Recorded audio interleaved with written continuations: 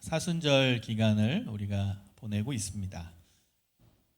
예수님의 삶을 묵상하면서 우리의 삶에 적용하는 좋은 시간이 되었으면 좋겠습니다. 여러분, 우리가 지금까지 살아오는 동안에 정말 싫어하는 단어를 하나 꼽으라면 시험일 것입니다.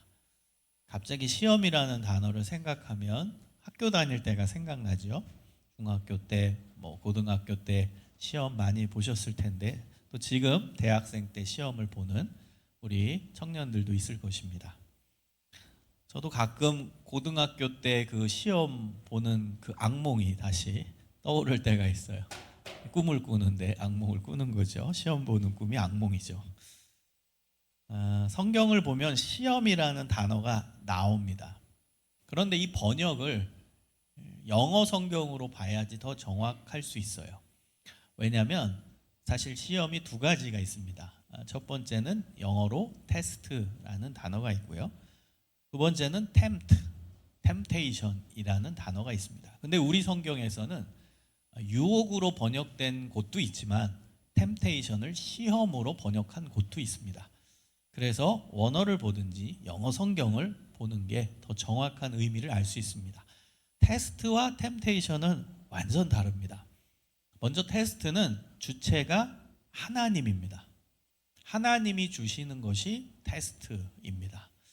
여러분, 우리가 학교 다닐 때 봤던 시험은 테스트입니다. 그 시험 보는 이유가 무엇이겠어요? 우리 골탕 먹이려고 시험 보는 건 아니겠죠? 우리 괴롭히려고 시험 보는 건 아니겠죠? 우리 힘들게 하려고 망하라고 시험 보는 거 아니겠죠? 그래서 이 테스트는 우리한테 유익이 되는 겁니다. 그래서 이 테스트는 하나님께서 우리에게 주시는 거예요. 우리가 진짜 하나님을 제대로 섬기고 있는지, 우리가 진짜 하나님의 뜻대로 알고 행하고 있는지 테스트 하시는 거예요. 그 테스트의 가장 대표적인 방법이 고난입니다. 고난을 통해 하나님은 우리를 테스트하십니다. 고난을 통해 우리가 하나님을 더 붙잡는지 아닌지를 테스트하시고요. 고난을 통해 우리 자신을 돌아보게 하는 시간을 갖게 하십니다.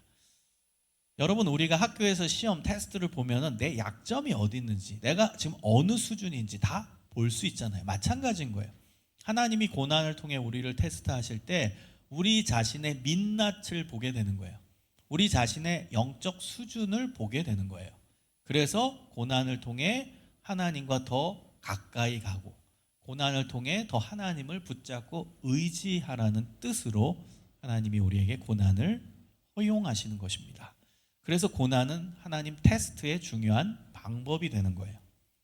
자, 두 번째, 테스트 말고 이제 temptation이 있습니다. 여러분, 유혹이죠. 유혹으로 번역하는 게 더 정확한 번역이죠. 이 유혹의 주체는 마귀입니다. 마귀가 우리를 넘어뜨리려고, 우리를 망하게 하려고, 우리를 하나님과 멀어지게 하려고 시도하는 게 유혹입니다. 여러분, 유혹은 너무 강합니다. 그래서 인간에게는 굉장히 극복하기 힘든 인생의 주제이기도 합니다. 마귀는 우리를 넘어뜨리기 위해 유혹을 하게 된다는 것입니다.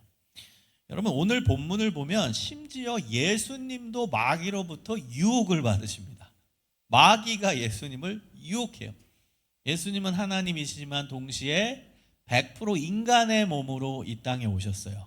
그렇기 때문에 이 영적인 존재인 마귀가 인간으로 오신 예수님을 유혹하더라는 거예요. 그래서 오늘 본문에 나온 시험은 테스트가 아니라 temptation, 유혹입니다. 예수님께서 공생의 사역을 시작하시기 전에 예수님은 광야로 가셨어요. 여러분, 광야는 사막과 같은 곳입니다. 광야는 사람이 살지 않는 곳이 바로 광야입니다. 여러분, 예수님이 왜 사역을 시작하시기 전에 광야로 가셨을까요? 하나님과 독대하기 위해서입니다. 광야는 사람이 못 사는 곳이에요. 사막과 같은 곳이에요. 그러니까 그곳엔 아무도 없어요. 의지할 사람도 없고, 대화할 사람도 없고, 놀 사람도 없어요. 유일하게 계신 분은 하나님밖에 없어요. 눈에 안 보이는 하나님밖에 안 계세요. 그래서 예수님은 그 광야를 선택한 거예요. 영적 훈련을 위해, 공생의 사역 시작 전에 준비 기간을 가지시려고 40일 동안 아무도 없는 광야에 가서 하나님과 독대하셨다는 거예요. 그런데 그 광야 40년 40일의 기간은, 그 40일 동안 계셨던 기간은 고난의 기간이었어요. 왜냐하면 예수님께서 식사를 하지 않으셨기 때문입니다. 금식하셨어요. 한마디로 40일 동안 금식 기도를 하신 거예요. 여기 40일 동안 금식 기도 해보신 분 있나요? 없죠. 저도 없습니다. 40일 동안 금식 아무나 못합니다. 실제로 그 어른 목사님들 중에 40일 금식 기도하다가 돌아가신 분도 있습니다. 목숨 걸고 하는 기도입니다. 40일 동안 금식 기도, 이건 목숨을 건 거죠. 40일 동안 아무것도 안 먹는다. 이건 진짜 목숨을 건 기도, 절박한 기도인 것이죠. 사생결단의 기도인 거죠. 여러분, 하루만 밥을 안 먹고 기도해 보십시오. 얼굴이 노래지고 그 다음에 눈에 뵈는 게 없죠. 하루 정도 금식할 때는요, 그냥 모든 게 먹을 걸로 보여요. 이틀째 되잖아요. 갑자기 힘이 좀 빠집니다. 약간은 적응이 돼요. 약간은 적응이 되면서 힘이 하나도 없어요. 그러면서 이제 말도 안 나오고 뭔가 귀찮아지고 그냥 축 처지기 시작합니다. 3일째 되면요, 눕고 싶어져요. 기력이 없다라는 뜻이에요. 아무것도 뭐 할 의욕도 안 생기고, 그리고 기력이 쇠하고, 그리고 나서 정말 배에서는 막 뒤틀리는 고통이 밀려옵니다. 제가 3일까지 해봤기 때문에 알아요. 3일까지. 그 4일 넘어가면 이제 정말 이거는 뭐 괴로움의 연속이겠죠. 여러분, 예수님 40일 동안 금식 기도를 하셨다? 그러면 여러분 모든 게 다 먹을 걸로 보일 거예요. 그 광야지대는요, 사막과 같은 곳이긴 하지만 사막과 다른 점이 있어요. 사막은 고운 모래잖아요. 근데 광야지대는 돌이 많아요. 돌산들이 많거든요. 그래서 돌이 많아요, 주변에. 여러분, 예수님 입장에서 생각해 봅시다. 40일 금식했어요. 그럼 진짜 그 돌이 뭐로 보였을까요? 떡으로 보였겠죠. 빵으로 보였겠죠. 먹을 걸로 보였을 거예요. 돌들이 진짜로 먹을 걸로 다 보였을 겁니다. 여러분, 예수님이 인간적인 모습이 보이실 수 있죠. 제가 왜 그 얘기를 하냐면, 여러분, 우리는 너무 쉽게 본문을 본다는 거예요. 아유, 뭐 예수님이니까 극복하셨겠지, 뭐 예수님이니까. 너무 쉽게 얘기해요. 아니라니까요. 인간 예수로 극복하신 거라니까요. 그걸 여러분이 아셔야 돼요. 인간 예수로 극복하신 거예요. 그러니까 예수님의 입장이 돼 보십시오. 40일 금식하셨어요. 그 돌들이 진짜 떡으로 보이지 않았겠어요? 먹을 걸로 보이지 않았겠습니까? 그때 마귀는 유혹하는 거예요. 그때 마귀는 찾아오는 거예요. 여러분, 마귀는요, 지금 내 몸이 원하는 것을 가지고 유혹하게 됩니다. 내가 지금 가지고 싶은 거, 내가 지금 채워줘야 하는 그거 가지고선 유혹합니다. 그게 마귀의 특징, 공격의 특징입니다. 첫 번째로 이제 마귀가 유혹을 합니다. 3절에 말씀합니다. 시험하는 자가 예수께 나와서 이르되, 그 시험하는 자가 마귀죠. 마귀가 이제 예수께 와서 말합니다. 내가 만일 하나님의 아들이거든 명하여 이 돌들로 떡덩이가 되게 하라. 예수님 지금 너무 배고프셔. 그러니까 이 돌이 떡으로 보이는 그 상황이에요. 막 헷갈려요. 떡으로 보였다, 돌로 보였다가. 예수님도 인간이에요. 보였겠죠? 그러니까 이제 마귀가, 야, 그러지 말고 너 능력 있잖아. 그러니까 저 돌을 떡으로 만들어서 먹어, 이거예요. 근데 이 문구는, 이 마귀의 이야기는 기가 막힌 유혹입니다. 내가 만일 하나님의 아들이거든 하라는 거예요. 그러니까 여러분, 만약에 예수님이 이 돌을 떡으로 만들지 않으면 하나님의 아들이 되지 않는 그 논리, 모순된 논리에 빠지게 만드는 문구인 거예요. 그러니까 교묘하게 지금 이 말을 통해서 예수님 골탕 먹이는 거예요, 마귀가. 하나님의 아들이잖아요, 예수님. 그러면 이 돌들로 떡덩이 만들어야 된다는 거예요. 근데 네가 만약에 떡덩이를 안 만들면 너는 하나님의 아들이 아니다. 이 논리로 얘기한 공격입니다. 아주 교묘하게 말을 한 거죠. 예수님의 하나님의 아들인데 그럼 이걸 돌을 떡으로 만들어야 되는 거예요, 이 논리에 의하면. 근데 이게 안 만들면 너가 하나님의 아들 맞니? 이렇게 공격하려고 하는 거죠. 그때 예수님께서 말씀하십니다. 4절입니다. 기록하였으되 기록되었으되 사람이 떡으로만 살 것이 아니요 하나님의 입으로 나오는 모든 말씀으로 살 것이라. 여러분, 기록되었다라는 건 성경을 얘기하는 거예요. 성경에 기록됐다 이 뜻입니다. 예수님은 신명기 8장 3절의 말씀을 가지고 마귀의 유혹을 이기십니다. 신명기 8장 3절의 말씀을 본인이 인용하시면서 이 마귀의 첫 번째 유혹을 이기셨다라는 겁니다. 자, 자신의 유혹이 안 먹히자 이제 두 번째 유혹을 예수님께 합니다.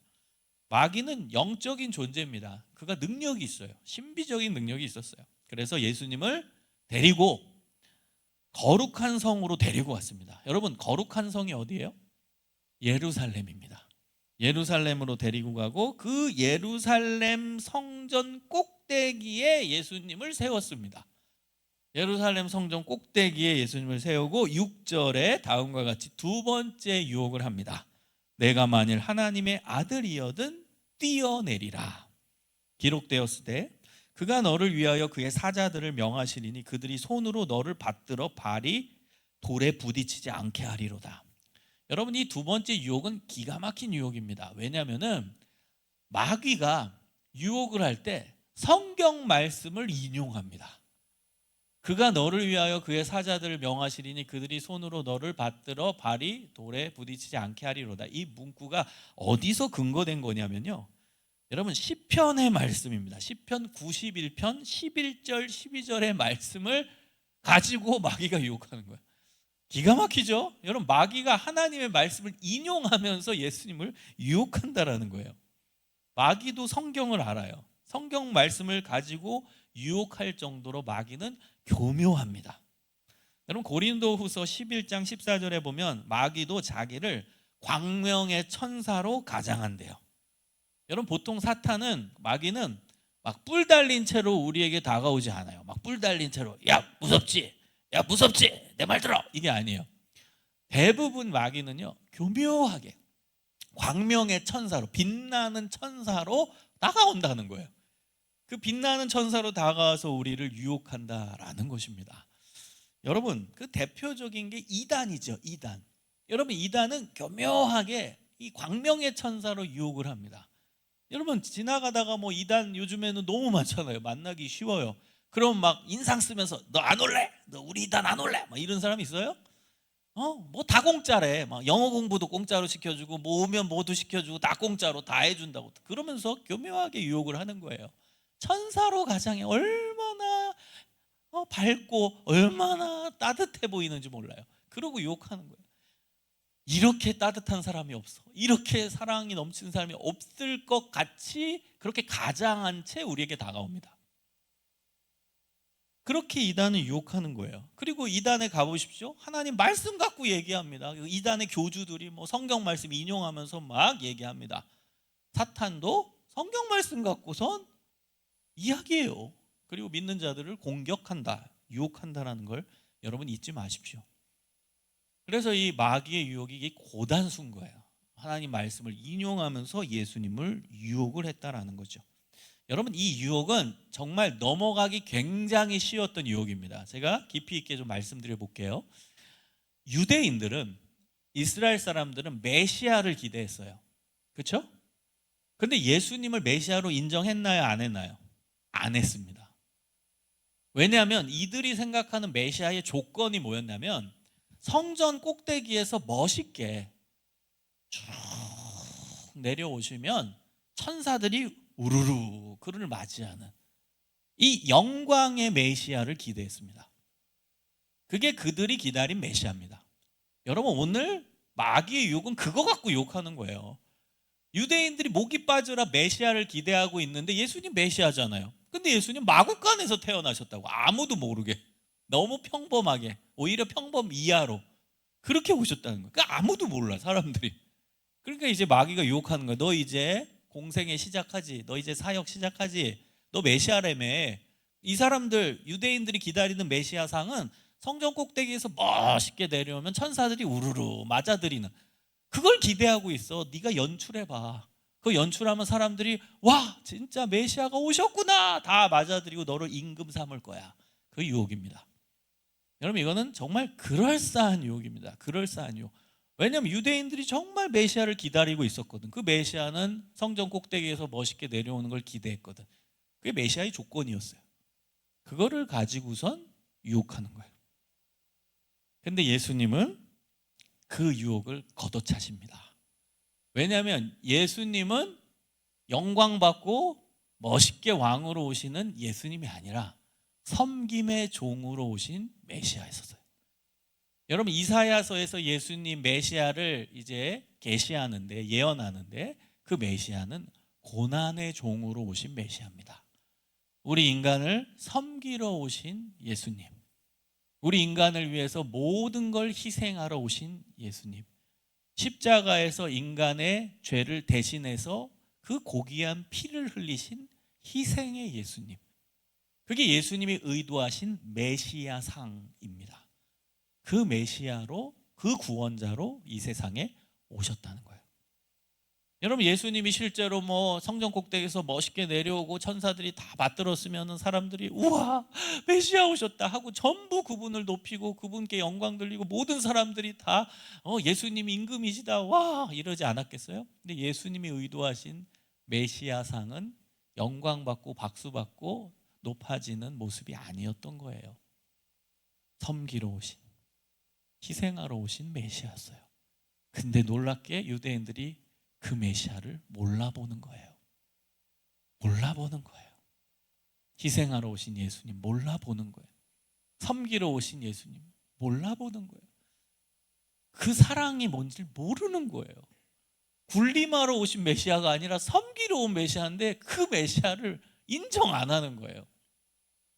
정말 황당하죠? 아니 예수 우리 섬기러 오셨는데 그런 하나님이 어디 있어요? 그런 신이 어디 있냐고, 섬기러, 인간을 섬기러 오신 신이 어디 있냐고 도대체. 근데 인간은 그걸 받아들이지 않아. 우리를 군림하기 원하고 우리를 뭔가 이렇게 막 권위적으로 막 하는 그런 진짜 막 높은 그런 메시아를 기대하고 있죠. 예수님은 오히려 우리 인간의 눈높이를 맞추기 위해 오셨고 인간들을 다 품기 위해, 사랑으로 품기 위해 섬기러 오셨는데 그 메시아는 보지 못하는 거예요. 여러분, 예수님께서는 말씀으로 이 유혹도 이기신 겁니다. 7절에 보면 또 기록하였으되 주 너의 하나님을 유혹하지 말라. 신명기 6장 16절의 말씀을 가지고 두 번째 마귀의 유혹을 이겨내십니다. 마귀가 하나님을 유혹해요. 예수님 하나님이잖아. 유혹하라. 그리고 하늘 아버지, 그 아버지를 유혹하잖아요. 주 너의 하나님을 유혹하지 말라. 시험하지 말라. 자, 이제 세 번째 시험을 합니다. 사탄은 예수님을 데리고 지극히 높은 산으로 가서 천하 만국과 그 영광을 보여주면서 이렇게 얘기합니다. 만일 내게 엎드려 경배하면 이 모든 것을 내게 주리라. 여러분, 마귀가 갈 때까지 간 거죠. 유혹에 계속 실패하니까 이제 직접적인 유혹을 감행하는 겁니다. 세상의 모든 부귀영화를 다 보여주면서 예수님을 유혹하는 거예요. 여러분, 우리가 이 마귀의 말을 잘 들여다봐야 됩니다. 뭐라고 얘기해요? 자신을 경배하면, 자신을 섬기면 모든 걸 내게 주겠다. 여러분, 그래서요, 마귀는 능력이 있어요. 이 영적인 존재로 아주 파워풀합니다. 그래서 마귀가 세상적인 부귀영화, 세상적인 돈, 세상적인 명예, 세상적인 권력, 그거를 갖고 인간을 조종할 수 있어요. 그리고 인간을 타락의 길로 인도할 수 있는 능력이 마귀에게는 있습니다. 그래서 유혹하는 거예요. 나 세상에 부귀영화, 돈, 명예, 권력, 이거 내가 줄 수 있다는 거예요. 마귀가 그런 능력이 있다니까요. 근데 마귀의 목표는 그걸 줘서 타락하게 만드는 거죠. 그걸 줘서 하나님과 멀어지게 만드는 거죠. 여러분, 우리에게도 똑같이 다가올 수 있어요. 경계해야 됩니다. 잘 될 때 경계하십시오. 돈을 벌 때 경계하십시오. 어느 위치에 올라가게 된다면 경계하십시오. 여러분, 회사에서 어느 자리에 결제할 수 있는 권한이 더 많이 늘어나면 경계하십시오. 여러분, 뭔가 세상에 좋은 것들, 그런 게 나한테 다가올 때 그때 경계해야 합니다. 그거 잘못 사용하면 오히려 타락의 길로 갈 수도 있습니다. 우리는 우리에게 주어진 것들을 하나님의 일을 위한 도구로 쓰여야 한다는 거죠. 그 사람은 이제 하나님의 일을 하는 거예요. 내게 주신 위치, 내게 주신 재물, 내게 주신 어느 영역, 그게 있다면 그건 하나님의 일을 하라고 나에게 맡겨주신 거예요. 도구로서. 그 사람은 하나님의 일을 하는 거예요. 근데 나에게 이 오는 것들이 내 거다, 내 거다 움켜쥐면 이제 잘못하면 이제 마귀한테 이용당하는 겁니다. 그래서 그것 때문에 망할 수도 있어요. 그것 때문에 많은 사람 힘들게 할 수도 있습니다. 여러분, 예수님은 이러한 유혹에 넘어갈 리가 없죠. 그래서 예수님 화가 나셔서 말씀하십니다. 사탄아 물러가라. 열받으셨어요, 예수님. 사탄아 물러가라. 그리고 말씀하십니다. 기록되었으되 주 너희 하나님께 경배하고 다만 그를 섬기라 하였느니라. 신명기 6장 13절의 말씀을 인용하시면서 하나님만 섬겨라. 하나님께만 경배하고 하나님만 섬기라. 예수님이 유혹을 이기십니다. 유혹을 이기자 이제 마귀는 포기하고 예수님을 떠나가고 하나님의 천사들이 나와서 예수님을 모시게 되었습니다. 여러분, 오늘 본문 말씀을 보면서 마귀의 유혹의 특징을 간단히 먼저 정리해 보겠습니다. 마귀 유혹의 특징 첫 번째는 우리의 몸이 원하는 것을 통해 옵니다. 지금 나에게 원하는 것, 우리가 지금 가지고 싶은 것, 누리고 싶은 것을 통해 마귀는 유혹하게 됩니다. 여러분, 지금 갖고 싶은 게 뭡니까? 지금 여러분이 인터넷에서 계속 검색하고 있는 게 뭡니까? 사기 원하면 계속 검색하는. 아침에 일어나면 또 검색, 쿠팡에 들어가서 또 검색, 어디 들어가서 검색. 여러분 사고 싶어가지고 계속 검색하는 게 뭡니까?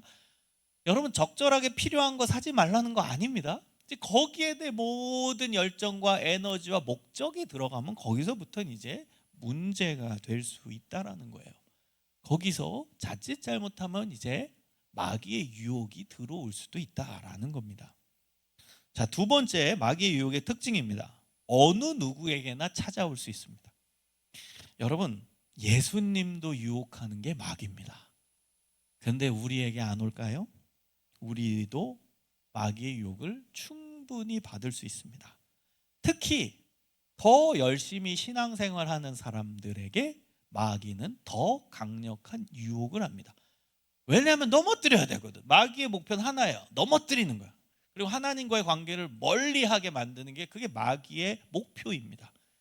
그러니까 더 신앙생활 열심히 하려고 하고 나 이제 결단하고 매주 예배 잘 출석하려고 하면 여러분 분명히 유혹이 심해질 거예요. 그냥 하는 얘기가 아닙니다. 마귀의 전략입니다. 정말 그래요. 나 이제 말씀 볼 거야. 나 이제 사순절 기간에 더 기도하며 살 거야. 해보세요. 마귀의 유혹이 더 강력해질 겁니다. 여러분이 결단하고 잘하려고 하면 더 많이 공격합니다. 여러분, 마귀 공격이 심하다고 을에 무서워가지고 안 하면 안 됩니다. 우리는 이기는 사람이에요. 예수님 이기셨죠? 이기는 사람이에요. 결론은 이겨요. 그리고 이겨야만 해요, 우리는. 그래서 여러분, 마귀의 유혹이 심하다고 거기서 지레 겁먹고선 그만두면 안 됩니다. 그만 놓으면 안 돼요. 더 열심히 신앙생활하고 더 하나님을 붙잡고 더 말씀으로 이겨야 한다라는 거예요. 그리고 이제 내가 신앙이 좋다라고 말하는 사람이 혹 있다면 그 사람은 조심해야 돼요. 고린도전서 10장 12절에 그런즉 선줄로 생각하는 자는 넘어질까 조심하라. 내가 서 있다, 난 됐다, 이런 사람 조심해야 돼요. 넘어질까 조심하라. 그래서 항상 신앙의 자세는 겸손이에요. 어느 누구도 난 됐다, 난 이 정도 신앙인이면 됐다, 없어요, 그런 사람. 그래서 특히 신앙생활 잘하고 있는 분들은 더 조심해야 돼요. 왜? 더 마귀가 공격하니까. 잘하고 있는 사람 더 공격하기 마련이에요. 그러니까 여러분 더 겸손하게 신앙생활을 해야 됩니다. 자, 세 번째입니다. 마귀는 성경 말씀을 인용할 만큼 자신을 광명의 천사, 빛나는 천사로 우리에게 다가옵니다. 하나님 말씀을 갖고 인용해서 가져올 만큼, 우리에게 다가올 만큼 교묘해요. 사탄은 광명의 천사, 빛나는 천사로 우리에게 다가옵니다. 그래서 유혹은 달콤한 겁니다. 달콤하게 옵니다. 마귀의 유혹은 아주 따뜻하게 옵니다. 달콤하게 옵니다. 여러분, 그 부분을 정확히 영적인 지각을 가지고, 영적인 분별력을 가지고 살아야 돼요. 마귀의 유혹은 막 뿔 달리게 막 위협이 돼서 그렇게 올 수도 있지만 대부분은 달콤하게 옵니다. 그 부분을 여러분이 경계해야 돼요. 여러분, 이단이 달콤하게 온다고 했잖아요. 세상에 공짜는 없어요. 우리 교회 안에, 우리 서서문 교회 안에 진짜 따뜻한 이 사랑 안에서나 공짜가 있지, 밖에 무슨 공짜가 있습니까? 그런데 이제 이단이 와서 막 친절하게 밥 사주고, 그 다음에 너 영어 공부 필요하지? 다 공짜로 해줄게. 공짜 없다니까요, 세상에는. 거기에 너무 여러분 넘어가지 마십시오. 괜히 넘어가지 마세요. 뭐 해외 여행, 뭐 해외 뭐 유학, 해외 연수 뭐 이런 걸로 이제 접근하는 이단들도 있어요. 그러면 나 대학생인데 해외 한번 가야 되는데 이러고 또 거기 신청서에 이름 쓰고 연락처 쓰고 큰일 납니다. 여러분, 공짜 없어요, 세상엔. 그게 다 천사로 다가오는 거예요. 따뜻하게 교묘하게 유혹하면서 여러분에게 다가오는 겁니다. 넘어가면 안 돼요. 자, 그렇다면 사탄의 유혹을 이길 수 있는 비결이 뭘까요? 첫 번째는 하나님의 말씀입니다. 예수님도 하나님의 말씀 갖고 사탄의 유혹을 이겨내시잖아요. 예수님이 인용하신 구절은 신명기서의 말씀입니다. 신명기서는 구약 율법의 핵심이에요. 율법을 정리하고 가장 율법의 중요한 내용들이 기록되어 있는 책이 신명기서입니다. 그래서 그 신명기서의 말씀을 갖고 사탄의 유혹을 이기신 것입니다. 여러분, 우리도 성경 말씀을 알아야 돼요. 정확히 알아야 돼요. 여러분, 말씀을 안다라는 것은요, 전체적인 흐름과 전체적인 내용을 이해할 수 있어야 되고요, 그리고 하나님이 어떤 분이신지를 아는 겁니다. 여러분, 우리가 성경을 읽고 묵상하는 이유가 뭘까요? 하나님을 아는 겁니다. 왜? 성경은 하나님의 말씀이니까. 성경을 보면 하나님을 알게 되는 거죠. 여러분, 하나님을 아는 내용의 중요한 이제 쉬운 내용은, 쉬운 그 설명은 뭐냐면 부모님으로 이해하면 돼요. 최고의 좋은 부모님. 최고의 좋은 부모님. 마태복음 5장에 예수님 말씀하시잖아요. 최고의 아버지. 그분이 하나님이시다고. 그래서 여러분, 성경은 하나님과 인간과의 관계를 쉽게 설명하기 위해 부모 자식 간의 관계로 설명을 하는 거예요. 그럼 이해가 쉬우니까. 여러분, 최고의 부모님이 하나님이세요? 그러면 최고의 부모님은 잘할 때 칭찬해주고 인정해주고 격려해주고 위로해줘요. 근데 이 자녀가 잘못하면 어떻게 할까요? 혼내요. 근데도 안 돌아. 더 크게 혼내요. 그래도 안 돌아. 그럼 진짜 더 크게 혼내겠죠? 그 내용도 성경에 있는 거예요. 근데 가만히 제가 목회자 입장에서 보면 어떤 성도들은 취사 선택합니다. 말씀도. 오늘 말씀은 내가 너와 함께 함이니라. 아멘. 내가 너를 위로하노라. 아멘. 나는 너의 하나님이라. 네가 어디로 가든지 너와 함께 하리라. 아멘. 자기가 좋은 말씀, 자기 위로해주고 격려해주고 언제나 나와 함께해서 내 편이 되어주신다, 이 말씀만 딱 붙들어요. 잘못된 거예요. 제가 아까 얘기했죠. 부모, 최고의 부모님으로 여러분 생각하시라고. 그럼 잘할 땐 인정해주고 격려해주고 품어주고 내가 너와 함께한다. 물론 하나님은 언제나 함께하세요. 최고의 부모니까. 그건 전제예요. 신앙의 대전제. 근데 잘할 땐 인정해주고 칭찬해주고 응원해주고 그게 맞거든요. 근데 그 자녀가 잘못했는데도 잘하네 위로해주고, 안 그래요. 최고의 부모는 잘못하는데 왜 위로해줘요? 잘못했는데 혼내야지. 그래서 성경에는 그 내용도 있는 거예요. 여러분, 예언서 보세요. 하나님이 얼마나 이스라엘 백성도 혼내시는데, 돌아와라 그래 혼내고 벌 내리고 혼내고 돌아오라는 거예요. 근데 신앙생활도 잘 안 하고 예배도 안 드리고 그다음 대충 지 맘대로 살고 있는데 고난이 왔어. 근데 말씀 보면서 하나님은 나의 하나님이시라. 아멘. 언제나 너와 함께한다. 네가 뭘 하든지 하나님은 너와 함께한다. 아멘. 잘못된 적용이죠. 지가 잘못하고 있는데. 그럼 회개해야지. 그 사람은 하나님의 질책의 말씀을 들어야죠. 돌아와라. 하나님께 돌아와라. 안 그럼 너 망한다. 그 말씀을 붙들어야지. 내가 잘못하고 있는데 막 그냥 합리화하면 어떻게 해요, 말씀 갖고. 그래서 여러분, 성경을 잘 본다라는 건 전체적인 하나님의 마음을 이해하는 겁니다. 그 하나님을 여러분이 보시면서 성경 말씀 안에는 잘할 때 위로하는 말씀도 있고 잘할 때 격려하는 말씀도 있고 응원하는 말씀도 있지만, 우리가 자녀로서 잘못하면 혼내기도 하고 무섭게 혼내기도 하는 말씀도 있는 거예요, 성경에. 그러니까 여러분이 균형 있게 전체적으로 보셔야 돼요. 그래서 제가 쉬운 내용으로 알려드린 거예요. 하나님을 우리 부모님, 최고의 부모님을 전제하라는 거예요. 성경은 실제 그렇게 설명을 합니다. 우리 최고의 부모님으로. 그래서 내가 잘못했을 때가 있죠. 그때는 여러분 쓴 소리를 들어야 돼. 하나님의 말씀 속에서 쓴 소리, 질책하는 소리도 들어야 돼. 그게 최고의 부모인 거예요. 옳은 길로 오라는 거죠. 옳은 길로. 그게 좋은 부모지. 나쁜 길로 가는데도 응원해주고 잘한다, 그래 잘한다, 그게 좋은 부모겠어요? 낭떠러지로 애를 모는 행위지. 그러면 안 그래요? 자기가 지금 잘못하고 실수하고 있는데도 잘한다 잘한다는 부모가 있겠어요? 아이가 막 낭떠러지로 걸어가고 있는데 그래 가 응원할게 응원할게, 이런 부모가 어디 있겠습니까? 못 가게 막고 야 정신 차려 하고 끌고 와야지. 그게 좋은 부모지. 그러니까 여러분 말씀 안에서 그게 다 들어가 있다는 거예요. 부모로서 혼내는 내용도 있고 칭찬하는 내용도 있고 안아주는 내용도 있고 그 다음에 질책하는 내용도 있다는 거예요. 그걸 균형 있게 봐야 그 성경을 잘 보는 겁니다. 그래서 여러분에게 이제 말씀에 대한 부분 읽고 묵상하는 거 중요하고, 또 추천드리는 것은 여러분 암기입니다. 암송. 그래서 암송을 여러분이 다양하게 암송하세요. 하나님께서 위로하시는 내용도 암송하고, 제가 아까 얘기한 혼내는 말씀도 암송하고. 왜 암송이 중요하냐면 중요할 때 그 암송의 구절이 떠올라요. 내가 진짜 막 억울한 일을 당했어, 정말 객관적으로. 그럼 하나님의 위로의 말씀 외웠던 게 딱 떠올라.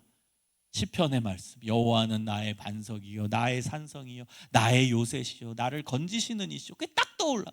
위로가 되는 거예요. 근데 내가 잘못하고 있어. 그러면서 왜 내 인생이 이렇게 꼬였냐, 그래가지고 잘못해가지고 지금 뭔가 안 좋은 일이 생겼어요. 그러면서 막 흥분하고 있는데 하나님 말씀을 딱 주시는 거예요. 여호와께로 돌아와라. 내가 하나님께로 멀어졌구나 깨닫는 거예요. 여러분 말씀을 암송하십시오. 전체적으로 하나님이 주신 메시지 균형 있게, 나를 위로해 주는 메시지도 외우고 나를 혼내는 메시지도 외우고 암송하는 거예요. 그럼 중요할 때 그 암송한 말씀이 하나님의 메시지로 다가온다는 거예요. 하나님이 알려주신 거예요. 암송한 말씀 갖고 그 뜻을 알려주신다는 겁니다. 여러분 두 번째는요, 오직 하나님만 섬기는 신앙이 유혹을 이길 수 있는 비결입니다. 오직 하나님만 섬기는 신앙.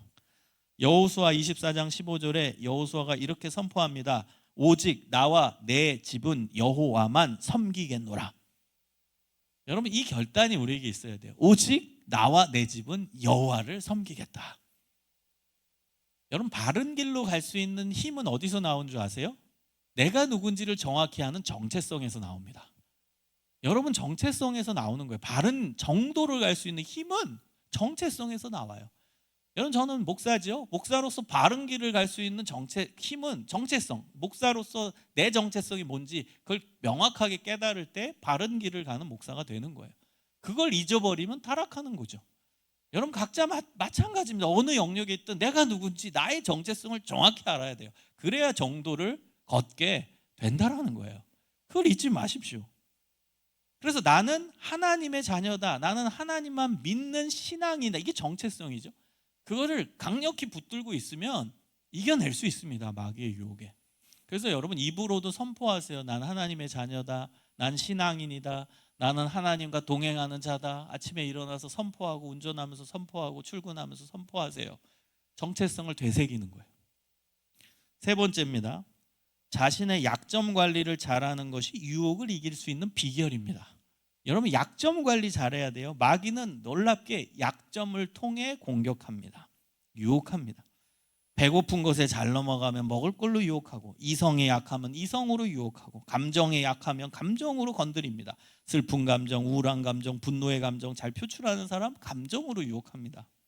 돈에 약하면 돈으로 유혹합니다. 여러분 약점 관리는 우리 모두가 다 해야 되는 과제입니다. 우리 모두 다 약점이 있어요. 약한 부분이 있어요.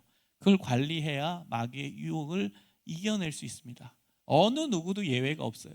하나님의 일을 했던 사람도 다 예외가 없어요. 여러분 사사기의 삼손을 아시죠? 삼손의 적은 누구죠? 블레셋입니다. 블레셋이 이스라엘을 굉장히 괴롭힙니다. 그래서 하나님이 블레셋을 이스라엘의 손에서 블레셋을 이제 끄집어내, 반대로 얘기했네. 블레셋의 손에서 이스라엘을 끄집어내기 위해서 하나님께서 리더를 세우십니다. 그 사람이 삼손이에요. 이스라엘 사람들이요, 이 블레셋 때문에 너무 힘든 거예요. 그래서 하나님께 외칩니다. 살려주세요, 살려주세요. 블레셋 때문에 우리 못 살겠어요. 하나님 구원해 주세요. 그래서 하나님이 그 기도, 이스라엘 백성들의 기도를 응답해 주시고 리더 한 명을 딱 세웠는데 그 사람이 삼손이에요. 근데 여러분, 삼손의 약점이 어디 있었을까요?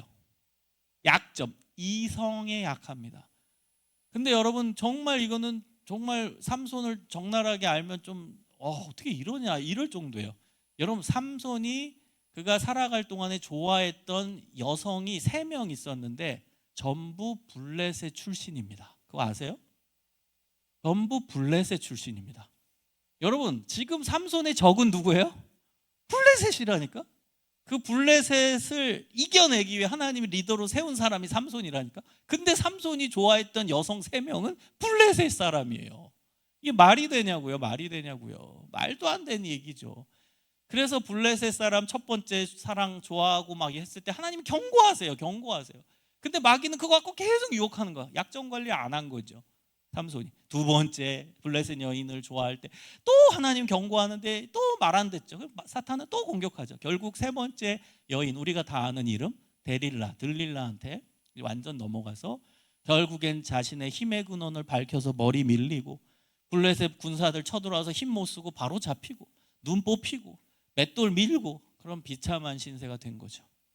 물론 마지막에 이제 하나님 한 번만 더 기회 주세요 해서 블레셋 사람들이 믿었던 다곤신 신전의 기둥을 무너뜨려서 거기 있는 블레셋 사람 다 죽이고 본인도 깔려 죽게 되는 거죠. 그러면서 마지막 그렇게 하나님의 일을 하지만 결국 죽었잖아요. 결국 죽은 거잖아요. 그거 밀어가지고 사실 큰일 한 거지만 결국 자기도 깔려서 죽은 거잖아요. 만약에 그 약점 관리 잘했다면 이스라엘의 리더로서 멋있게 마무리를 할 수 있었는데, 좀 안타깝잖아요. 삼손 보면. 그러니까 삼손이 잘못한 건 약점 관리를 잘 못한 거예요. 약점, 자신의 약점. 거길로 마귀는 계속 유혹하는 거예요. 여러분, 성경에서 이렇게 큰 일을 했던 사람도 이렇게 유혹을 받아요. 그래도 넘어가요. 근데 우리는 마귀의 유혹이 없을까요? 마귀의 유혹이 옵니다. 그래서 여러분의 약점 관리를 잘 해야 돼요. 정확히 객관화해서 자기 자신을 알고 약점 관리를 해야 된다는 거예요. 마지막 4번째, 잘 빠지는 유혹에 타협하지 않는 것이 유혹을 이길 수 있는 비결입니다. 잘 빠지는 유혹이 있어요. 그렇죠? 내가 잘 넘어가는 유혹이 있어요. 거기에 타협하면 끝입니다. 그냥 넘어가는 겁니다. 여러분, 배고프신 예수님이 이 돌 떡으로 만들어라, 이 마귀 유혹에 한 개만 만들까? 이러면 어떠셨을까요? 나 지금 10개 먹고 싶은데 그냥 한 개만, 아니야 반 개만, 조금만 맛보겠다. 그래 제 말도 일리가 있어. 저 마귀도 일리가 있어. 그래, 반 개만 만들어서 먹어볼게. 맛만 먹어야지. 이러면 어떻게 됐을까요? 끝난 거죠. 그냥 그 반 개만 만들어도 마귀 유혹에 넘어간 거예요. 그래서 여러분, 유혹은요, 그거는 타협의 성질이 아닙니다. 그냥 피할 거죠. 여러분, 예를 들어서 청소년들 중에 이 게임에 중독된 청소년들이 있잖아요. 그래서 이렇게 결단했어요. 수련회 와가지고 주님 만나고 이제 저 게임 중독에서 나오겠습니다. 이제 결단했어, 얘가. 근데 이제 수련회 다음 날 친구가 전화 왔어. 야, 뭐 하냐? 나 지금 성경 보고 있어. 야, 나 지금 PC방인데 와. 나 이제 PC방 안 가. 게임 안 해. 야, 딱 30분만 하자. 딱 30분. 아니야, 안 해. 야, 우리도 30분 하면 다 바빠. 30분만 딱 하자. 딱, 알겠지? 야, 나 전화 끊는다, 와. 그리고 이제 갔어요, PC방. 걔는 어떻게 됐을까요? 30분이 아니라 3일 동안 수련회 합니다, PC방에서. 30분 안 돼요. 30분만 해야지. 가보세요. 그럼 또 3일 지나갑니다. 수련회 합니다, PC방에서. 그래서 여러분, 타협이 안 돼요. 타협. 여러분, 제가 계속 강조한 게 있죠. 성령의 9가지 열매의 마지막 열매가 절제라고요. 그 절제의 원래 의미는 가위로 잘라내다입니다. 끊어내다예요. 잘라내다예요. 절제는 줄이는 게 아니라 끊어내다입니다. 내가 게임을 절제한다. 그럼 게임을 안 한다예요. 잘라낸다라는 뜻입니다. 그게 절제의 성경적 의미입니다. 여러분, 창세기 요셉이 잘한 게 그거잖아요. 도망가잖아요. 보디발의 아내가 유혹할 때 내가 저 사모님이랑 대화를 통해 풀어야지. 방에 들어가서 내가 저분 차분하게 앉히고 대화 통해 풀어야지.